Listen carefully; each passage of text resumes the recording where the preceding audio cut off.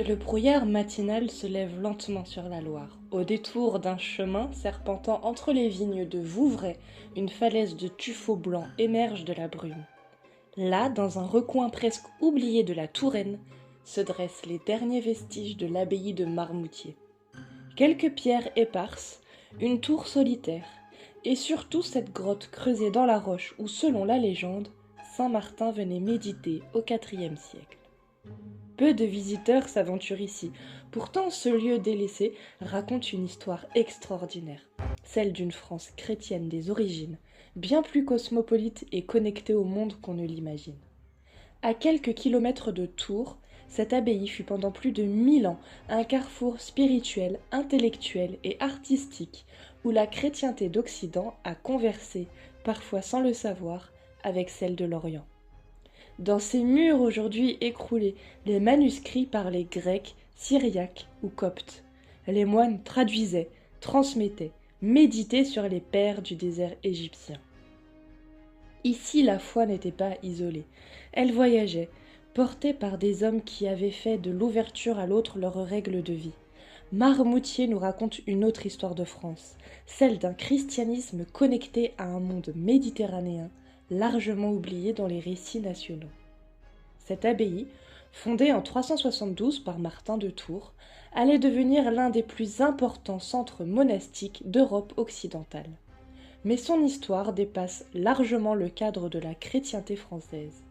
Elle nous parle d'échanges, de traduction, de circulation des idées et des hommes à travers un monde que nous imaginons souvent cloisonné. De la Haute-Égypte aux rives de la Loire, du mont Sinaï aux grottes de Touraine, c'est tout un réseau de spiritualité qui se dessine, reliant l'Orient et l'Occident dans une communion de foi et de savoir. L'histoire commence en 316 dans une petite ville de Pannonie, aux confins de l'Empire romain. Martin naît dans une famille païenne, mais grandit dans un monde en pleine mutation religieuse. Fils d'un tribun militaire, il est destiné à suivre les traces paternelles. À 15 ans, il rejoint l'armée romaine et sert dans la cavalerie impériale. C'est là, dit-on, qu'a lieu l'épisode le plus célèbre de sa vie, dont on a déjà parlé dans un podcast. Près d'Amiens, par un jour d'hiver glacial, il partage son manteau avec un mendiant transi de froid. Mais ce qui frappe dans la biographie de Martin, c'est sa soif d'ailleurs spirituelle. Dès sa conversion au christianisme, vers l'âge de 20 ans, il se nourrit des récits qui parviennent d'Orient. Les histoires des pères du désert, ces moines égyptiens qui ont fui le monde pour se consacrer à Dieu dans la solitude du désert, le fascinent. Antoine le Grand, Pacôme, Macaire l'Égyptien, leurs noms circulent dans tout l'Empire, portés par des voyageurs, des marchands et des pèlerins. Nous avons vu qu'il était devenu évêque de Tours en 371 et que pour autant il ne renonçait pas à sa vocation monastique. Il fonde Marmoutier l'année suivante dans un site qui rappelle étrangement les paysages de Haute-Égypte. Une falaise percée de grottes naturelles dominant un fleuve majestueux. Comme les moines de la Thébaïde, les disciples de Martin s'installent dans les cellules creusées dans la roche. Ils vivent en ermite, ne se retrouvant que pour la prière commune. Cette organisation est révolutionnaire pour l'Occident. Jusqu'alors, le monachisme européen était balbutiant, souvent intégré aux structures urbaines. Martin importe en Gaule un modèle authentiquement oriental, la vie érémétique dans un cadre naturel, l'ascèse corporelle, la médiation solitaire. Ses disciples, venus de tout l'Empire, adoptent des pratiques directement inspirées des anachorètes égyptiens. Les archives de Marmoutier, partiellement conservées, révèlent l'ampleur des échanges entre l'abbaye et l'Orient chrétien. Martin entretient une correspondance suivie avec des évêques orientaux, notamment Jean Chrysostome, patriarche de Constantinople.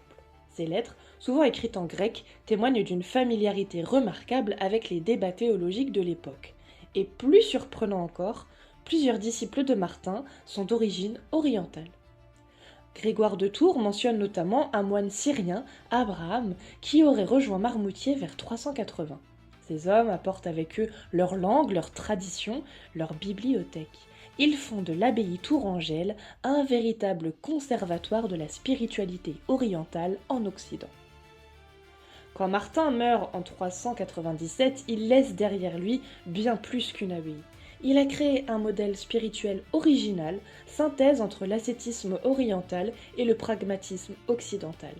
Marmoutier devient rapidement un lieu de pèlerinage international attirant des moines de toute l'Europe, mais aussi d'Orient. Cette vocation cosmopolite ne se démentira jamais. Le culte de Saint-Martin se répand dans tout l'Empire, mais aussi au-delà.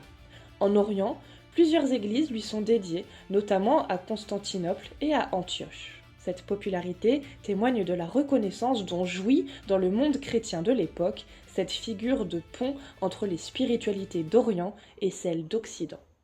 Dès le 5e siècle, Marmoutier développe une activité scripturale intense. Son scriptorium devient l'un des plus réputés d'Europe occidentale, rivalisant avec ceux de Saint-Gall ou de Corbie.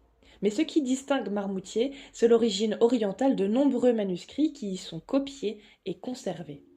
Les inventaires médiévaux, notamment celui dressé en 1096 par l'abbé Barthélemy, révèlent une bibliothèque d'une richesse extraordinaire.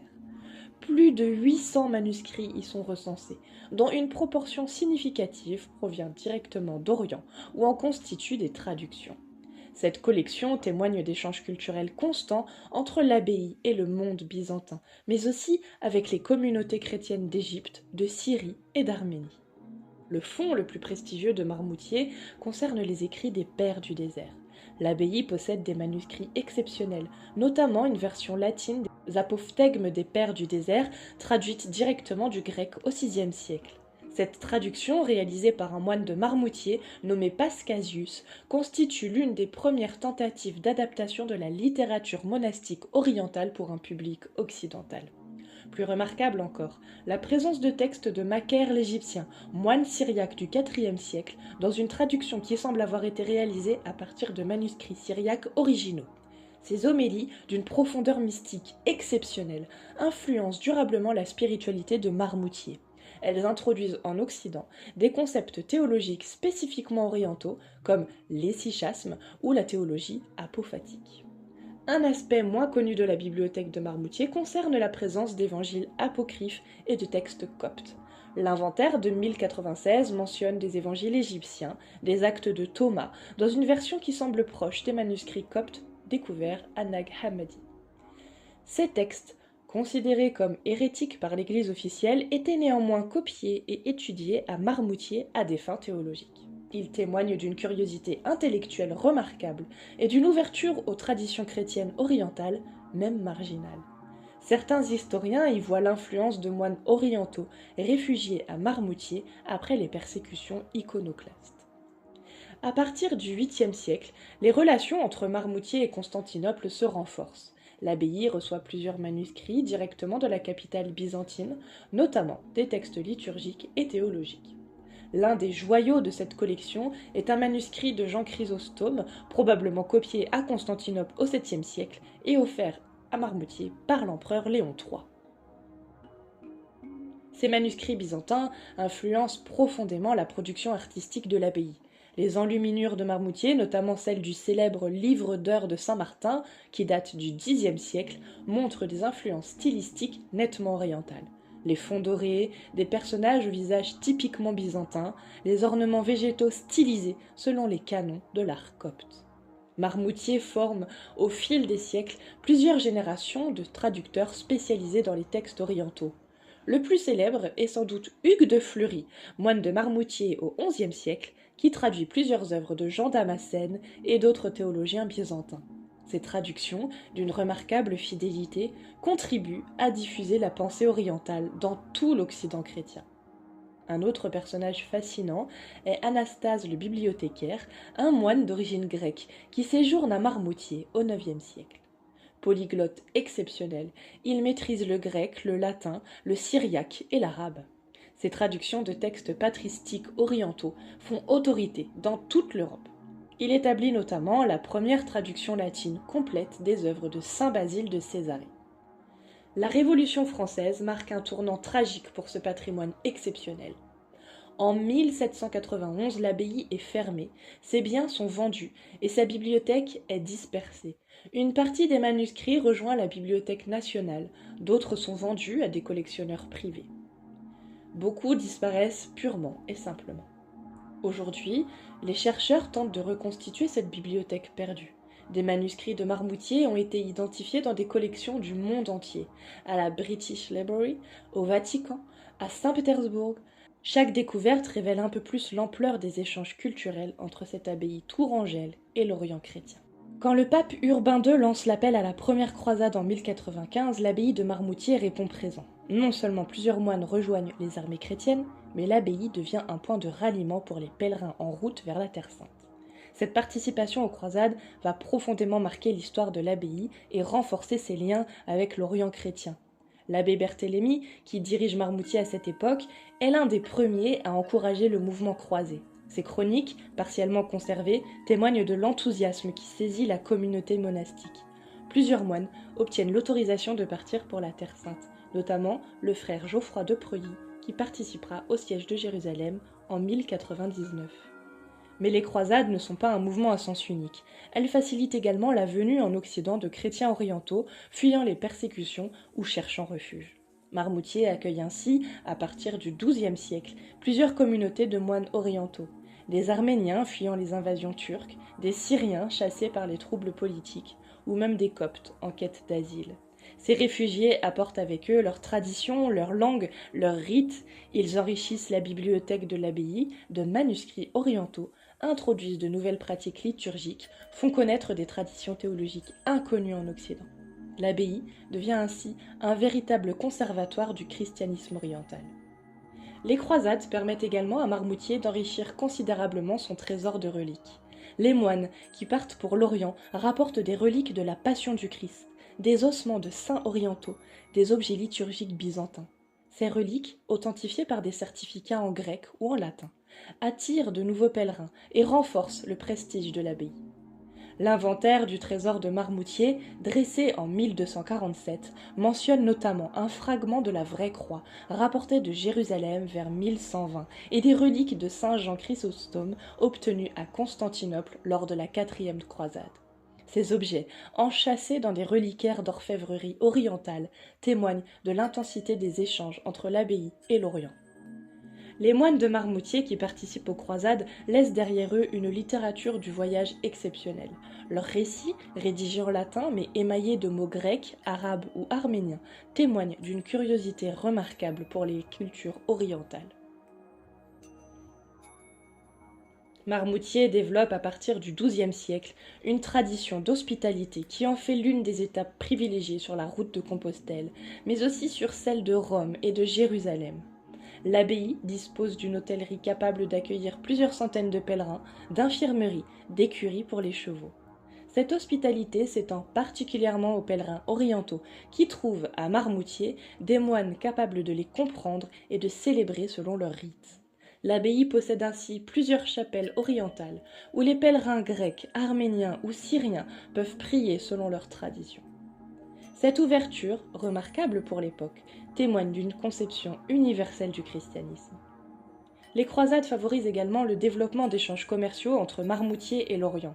L'abbaye entretient des relations suivies avec les marchands génois et vénitiens, qui lui apportent des produits orientaux, des épices, la soirée, des manuscrits ou même des objets d'art. Ces échanges commerciaux renforcent les liens culturels et spirituels. Les contes de l'abbaye, partiellement conservés, témoignent de l'importance de ces échanges. Marmoutier importe notamment du papyrus d'Égypte, de l'encens de Syrie, des icônes de Constantinople. Ces importations, parfois coûteuses, témoignent de l'attachement des moines à maintenir leurs liens avec l'Orient chrétien. Malgré cette ouverture remarquable, les relations entre Marmoutier et l'Orient chrétien ne sont pas exemptes de tensions. Le schisme de 1054, qui sépare définitivement les églises d'Orient et d'Occident, affecte les relations entre l'abbaye et les communautés byzantines. Certains moines orientaux, présents à Marmoutier, sont contraints de choisir entre leur fidélité à Rome et leur attachement à leurs traditions. Ces tensions s'aggravent après la prise de Constantinople par les croisés en 1204. Marmoutier, qui a longtemps maintenu des relations équilibrées avec les deux églises, doit désormais choisir son camp. L'abbaye reste fidèle à Rome, mais n'en continue pas moins d'accueillir des moines orientaux et de préserver leurs traditions. À partir du XVIe siècle, Marmoutier connaît un déclin progressif qui affecte particulièrement ses liens avec l'Orient. Les troubles religieux, les guerres européennes, l'affaiblissement de l'Empire ottoman perturbent les échanges séculaires. L'abbaye, qui comptait encore 200 moines au XIVe siècle, n'en abrite plus qu'une trentaine au XVIIIe siècle. Ce déclin démographique s'accompagne d'une perte d'influence culturelle. Le scriptorium cesse progressivement son activité, la bibliothèque n'est plus enrichie, et les liens avec les communautés orientales se distendent. Les derniers moines orientaux quittent l'abbaye vers 1650, emportant avec eux une part de sa mémoire cosmopolite. La Révolution française marque la fin brutale de 11 siècles d'histoire.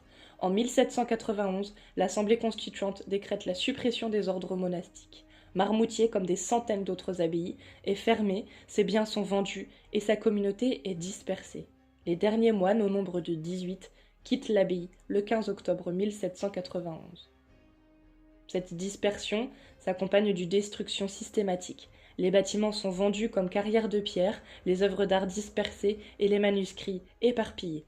En quelques années, disparaît un patrimoine patiemment constitué pendant des siècles. La mémoire orientale de Marmoutier semble définitivement effacée. Le sort de la bibliothèque de Marmoutier illustre tragiquement cette dispersion. Ces 3000 manuscrits, dont plusieurs centaines d'origine orientale, sont vendus aux enchères en 1792. Une partie rejoint la Bibliothèque nationale, mais d'autres sont acquis par des collectionneurs privés, et beaucoup disparaissent purement et simplement. Malgré ces destructions et les réécritures, des témoins silencieux de l'héritage oriental de Marmoutier subsistent. Ces témoins parlent d'une époque où l'abbaye de Marmoutier était un carrefour de civilisation, un lieu où se rencontraient les spiritualités d'Orient et d'Occident.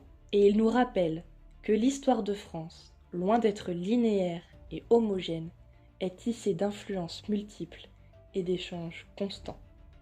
D'ailleurs, depuis quelques décennies, les historiens redécouvrent progressivement cet héritage oriental.